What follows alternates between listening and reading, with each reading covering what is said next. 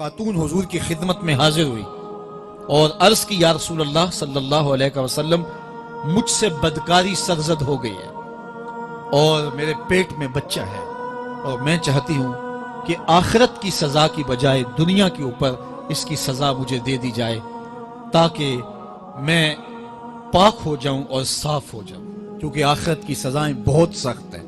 اللہ کے محبوب علیہ السلام نے جبریل امین سے ایک دن پوچھا تھا مجھے جہنم کے عذابوں کا ذکر سناؤ، تو عرض کی یا رسول اللہ صلی اللہ علیہ وسلم ہلکا ترین عذاب یہ ہے کہ جہنمی کے پاؤں میں آگ کے جوتے رکھے جائیں گے، باقی اس کے پورے بدن پہ آگ نہیں ہوگی، صرف آگ کے جوتے اس کو پہنائے جائیں گے، لیکن اس کی حدت، گرمی اور شدت اتنی ہوگی یغلی منہما دماغہ، اس کی شدت سے اس کا دماغ پگھل کر ناک اور کانوں کے ذریعے سے باہر آنا شروع ہو جائے گا۔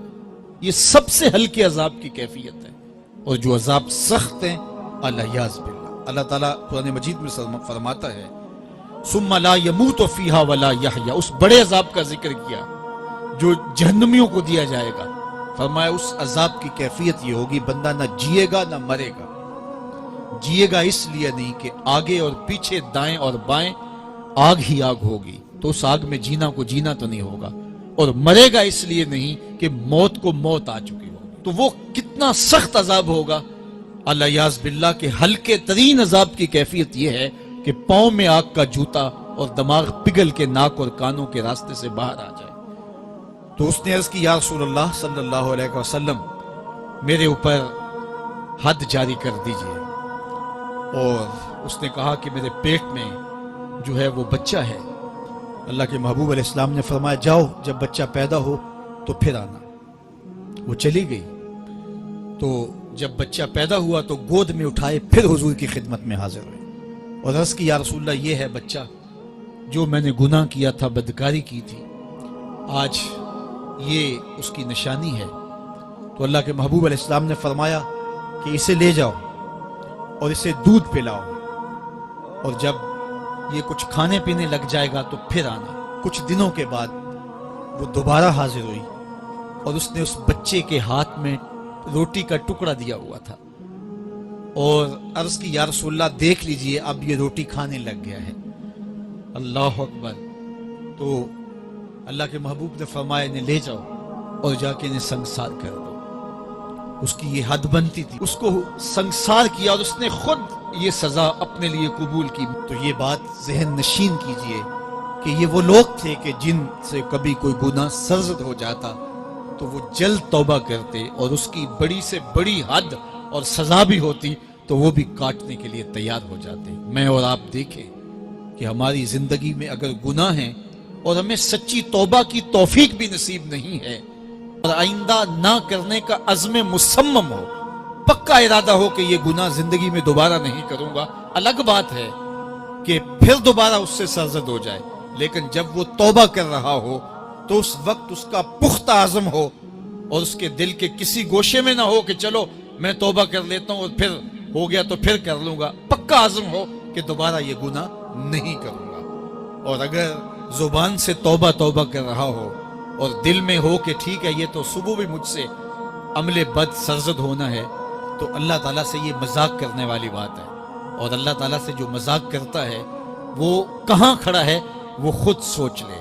وہ کیا کسی نے کہا تھا کہ توبہ کی پھر توبہ کر کے توڑ دی، میری اس توبہ پہ توبہ توبہ توبہ کر اٹھی۔ تو ایسی توبہ نہیں ہے کہ جو رسماً کسی مجلس میں چلے گئے، کسی اجتماع میں چلے گئے تو سب لوگوں نے توبہ توبہ کی تو وہ بھی توبہ توبہ کرتا رہا، لیکن اس کا عزم مصمم پختہ ارادہ نہیں تھا گناہوں کو چھوڑنے کا، تو یہ توبہ نہیں، یہ مذاق ہے۔ اس لیے اللہ کے حضور سچی توبہ یہ ہے کہ ماں قبل کے گناہوں سے مٹی کے گھروندے پاؤں پہ بناتا ہے اور انہیں مسمار کر دیتا ہے۔ وہ کبھی آپ نے دیکھا ہوگا کہ بچے ریت میں اپنا پاؤں رکھ کر کے اوپر سے ریت تھپک لیتے ہیں اور پھر پاؤں ہولے سے نکال لیتے ہیں، بچ جائے تو بڑے خوش ہوتے ہیں، اور جب کھیل ختم ہو جاتے ہیں تو اسے گرا دیتے ہیں اپنے ہاتھوں سے۔ بہلول بھی اسی شغل میں لگا ہوا ہے، بہلول یہ کام کر رہا ہے، گروندے بناتا ہے گراتا ہے، گروندے بناتا ہے گراتا ہے۔ بادشاہ گزرا، پوچھا بہلول کیا کر رہے ہو؟ ہنس کے کہا جنت کے مکان بنا رہا ہوں۔ کہا بیچتے ہو؟ ہاں بیچتا ہوں. کتنے کا؟ 10 روپے کا. سیل لگائی ہوئی ہے. بادشاہ مسکرا کے گزر گیا. دیوانہ ہے، مجنوں ہے، اپنی موج میں لگا ہے. پیچھے سے ملکہ زبیدہ بھی آ رہی تھی. اس نے بھی دیکھا. کہا بہلول کیا کر رہے ہو؟ کہا جنت کے مکان بنا رہا ہوں. کہا بیچتے ہو؟ ہاں 10 روپے کا بیچتا ہوں. 10 روپے بادشاہوں کے لیے کیا ہوتے ہیں؟ 10 درہم نکالے، اس کو دیا، اس نے دریائے دجلہ میں پھینک دیا. فقیر اتنی دیر تک فقیر نہیں بنتا. داتا صاحب فرماتے جب تک مٹی کا ڈھیلا اور سونے کی ڈلی اس کی نظر میں برابر نہیں ہو جاتا. اور ایک مکان کے گرد، ایک وہ گھروندے کے گرد دائرہ لگایا. کہا یہ تیرا ہوا. ملکہ گزر گئی. بادشاہ بھی چلا گیا. شام کو اپنے محل میں پہنچے. بادشاہ سویا. منظر جاگا کہ حشر کا دن ہے، پھر جنت کا منظر ہے. جنت میں بڑے بڑے خوبصورت مکان ہیں. ایک مکان تو بڑا ہی اچھا لگا، تو جی چاہا کہ اس مکان کو دیکھوں. تو جب قریب گیا تو دروازے پہ لکھا تھا ملکہ زبیدہ. شوق سے آگے بڑھا تو دربان نے روک دیا. کہا یہ ملکہ کا ہے. کہا وہ میری ہی ملکہ ہے. کہا دنیا کے ضابطے اور ہیں، آخرت کے ضابطے اور ہیں. بادشاہ کی آنکھ کھل گئی، بے چین ہو گیا. ملکہ کو بیدار کیا. کہا تو کون سا نیک عمل کیا ہے؟ میں نے جنت میں تیرا یوں محل دیکھا. ملکہ کہنے لگی وہی معمول کی نمازیں، وہی سب کچھ، کوئی نیا کام تو میں نے کیا نہیں. ہاں یاد آیا کل گزر رہی تھی، دجلہ کا کنارہ تھا، وہ جسے لوگ مجذوب کہتے ہیں، وہ جو دیوانہ کہلاتا ہے، وہ بہلول، وہ جنت کے محل کہتا تھا وہ بنا رہا تھا. میں نے کہا چلو کوئی بات نہیں، فقیر ہے، 10 روپے کیا ہوتے ہیں. تو میں نے 10 روپے کا ایک محل خریدا تھا. بادشاہ سر پکڑ کے بیٹھ گیا. وہ تو مجھے بھی کہتا تھا. میں دیوانے کی بات سمجھ کے گزر گیا. اگلے دن بادشاہ قصدن گزرا. جب قصدن گزرا نا تو دل دھڑک رہا تھا کہ کہیں مجذوب پھر آج مل جائے اور اسی موج میں ہو تو کام بن جائے. دیکھا تو بہلول وہاں بیٹھا ہوا ہے. آگے بڑھ کے دیکھا تو کام بھی وہی. بادشاہ پھر رک گیا. پوچھا اب بہلول کیا کر رہے ہو؟ اب دل دھڑک رہا تھا کہ مجذوب ہے، کوئی اور بات کہہ دے تو چلو اچھا ہو کہ وہی جواب دے دے. اس نے وہی جواب دیا، جنت کے محل بنا رہا ہوں. بادشاہ کا کچھ دل ٹھہرا. پھر کہا اچھا بیچتے بھی ہو؟ ہاں ہاں بیچنے کے لیے بنا رہا ہوں.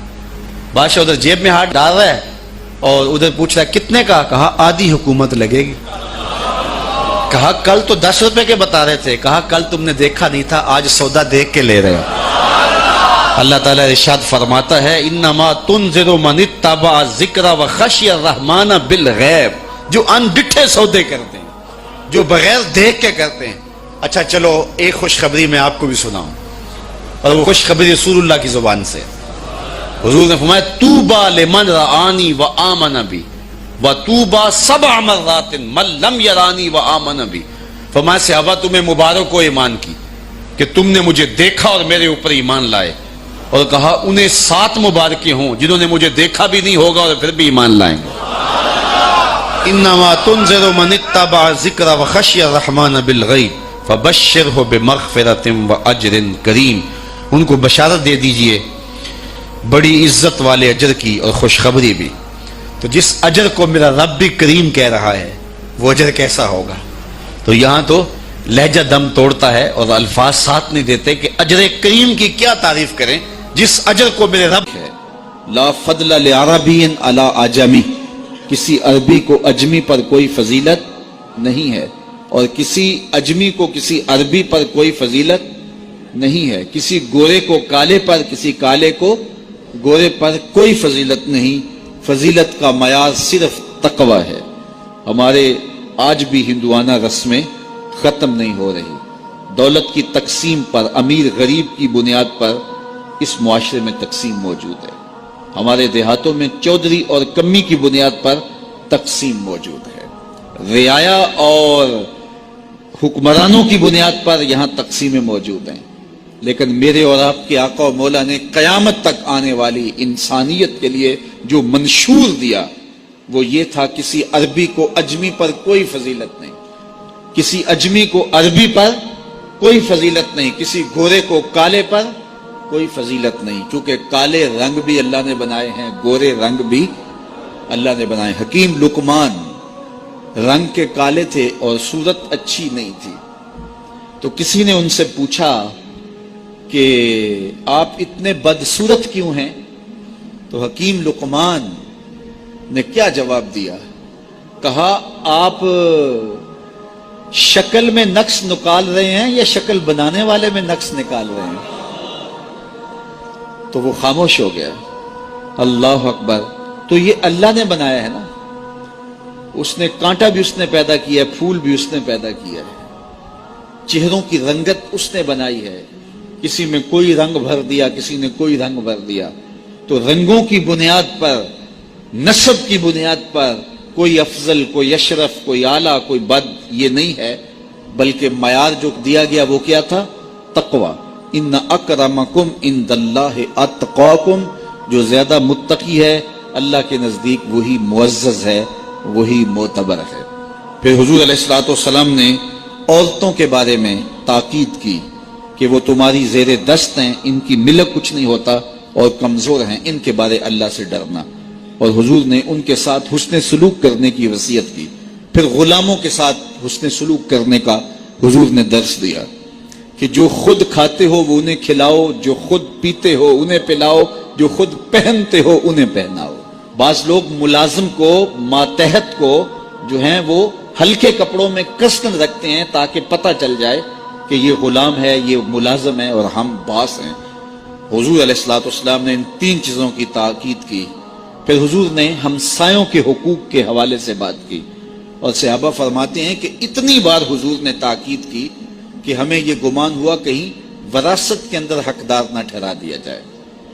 تو ہمسایوں کے حقوق کے حوالے سے حضور نے تاکید ارشاد فرمائی. پھر حضور نے 3 باتوں کی تاکید فرمائی. پہلی بات, عمل میں اخلاص پیدا کرو, چونکہ عمل کا خلوص ہی قبولیت کا سبب و ذریعہ ہے. اگر عمل میں خلوص نہیں تو کچھ بھی پلے نہیں ہے. دوسری بات, حاکموں کو وصیت کرنا, جو بادشاہ وقت ہوں, حاکم ہوں, ان کو خیر کی بات کہنا, ان کو بتانا, ان کا قبلہ درست کرنے کی کوشش کرنا, یہ ذمہ داری ہے قوم کے اوپر. تیسری بات کی حضور نے یہ وصیت فرمائی, لزوم و جماعت المسلمین, مسلمانوں کی جماعت سے الگ نہ ہونا, الگ الگ ٹولیوں میں نہ بٹنا, لابیاں نہ بنانا, گروہ بندیاں نہ کرنا, جماعت کے ساتھ جڑ کے رہنا, فرقہ بندی سے بچنا اور جماعت وحدہ کا ساتھ دینا. حضور نے فرمائی, تابع السواد الاعظم فإنہ من شذ شذ فی النار, جو بڑی جماعت ہے, سواد اعظم ہے, ان کے ساتھ رہنا, جو ان سے بچھڑ گیا وہ جہنم میں ڈالا جائے گا. در ماہی دا چھوڑی ناہی, نہیں تے ہو جاویں گا روگی, جیڑی بکری اجڑوں وچھڑی او بگیاڑا جوگی. اس لیے لزوم و جماعت المسلمین, مسلمانوں کی جماعت کے ساتھ قائم رہنا. پھر حضور علیہ الصلوۃ والسلام نے فرمایا, اے امت مسلمہ, میں تمہیں لاوارث نہیں چھوڑ کے جا رہا, میں تمہارے اندر 2 بھاری چیزیں چھوڑ کے جا رہا ہوں, اور اگر تم ان کو مضبوطی سے تھام لوگے, میں ضمانت دیتا ہوں تم کبھی بھی گمراہ نہیں ہوگے. ایک اللہ کی